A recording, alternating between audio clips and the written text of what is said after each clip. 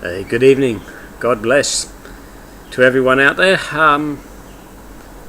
It just makes me laugh sometimes when you hear about these companies planning what they're going to do in 10 years time and 20 years time and 30 years time, assuming that everything's going to keep on going along as it has been, But God's got different plans in mind.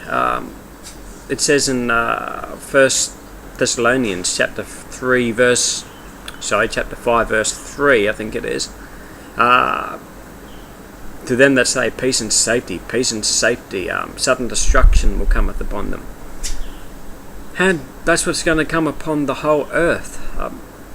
These people are so caught up in the world, and they can't see the devastation that's going to come. They're blind to what's going on around them. The American dollar is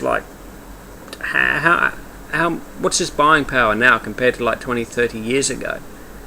The whole world teeters on the edge of total economic devastation.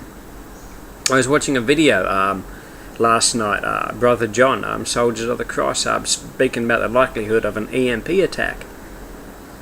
If one of those were detonated in the atmosphere over Central America, it could virtually wipe out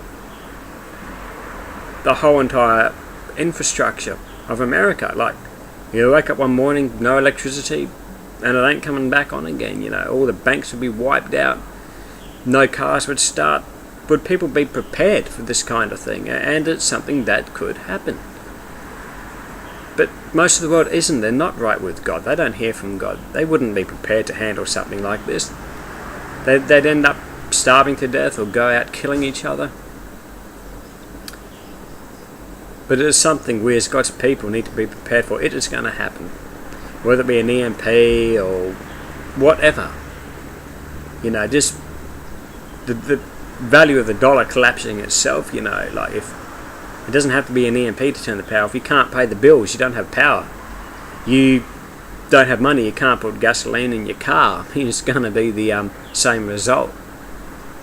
But all these people just keep going on and on, thinking, I'm going to have a really nice retirement, big fat bank account, I'm going to live high off the hog until I get old and die, no regard for God. For us who are His children, we can survive, we can trust God now.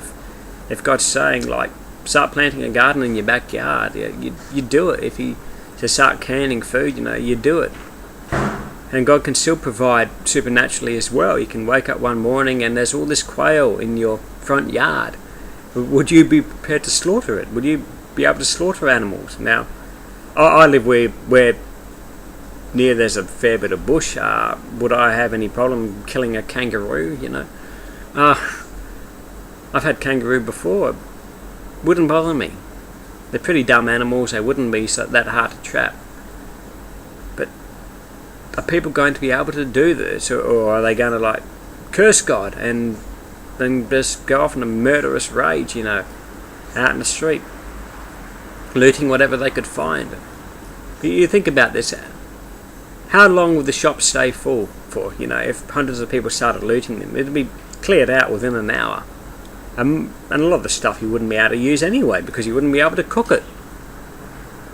But this is what's coming upon the world, and people aren't prepared for that. If you watch some of the European soccer games, how the crowd goes into a rampage in the street just because their soccer team loses.